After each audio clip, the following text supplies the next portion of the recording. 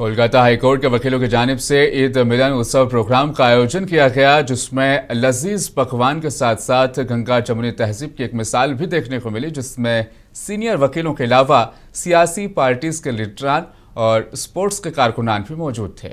इस मौके पर सीएबी के प्रेसिडेंट स्नेहाशीष गांगुली ने इस पहल के लिए तमाम वकीलों को मुबारकबाद भी पेश की और कहा कि हम तमाम मजहब के लोगों को इस तरह मोहब्बत से मिलजुल कर रहना चाहिए। इस प्रोग्राम को कामयाब बनाने में इकरामुल बारी, अमित गुप्ता, नफीरुल इस्लाम और बाकी तमाम वकला साहिबान का अहम किरदार रहा। पहली बार मैं इस क्लब में आया हूँ, बट बहुत अच्छा लगा।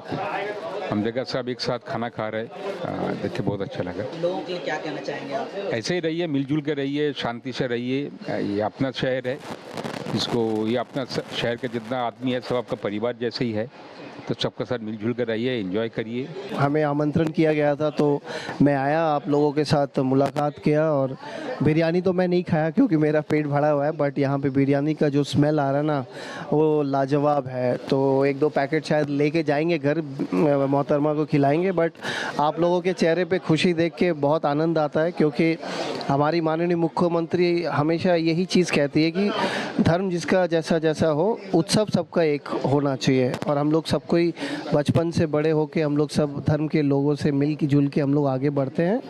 और इस वक्त भी आप लोगों को जो हम लोगों का जो ईद का जो मिलन है, आज आके बहुत अच्छा लग रहा है। कई एक प्रोग्राम हाई कोर्ट ने विटनेस किया है और हाई कोर्ट की हिस्ट्री में ये ऐसा पहला बार हुआ है जहां पर सारे वकील, सारे वकला एक साथ आकर के एक जगह पे आकर के एंजॉय कर रहे हैं, irrespective of the caste, colour, creed और रिलीजन।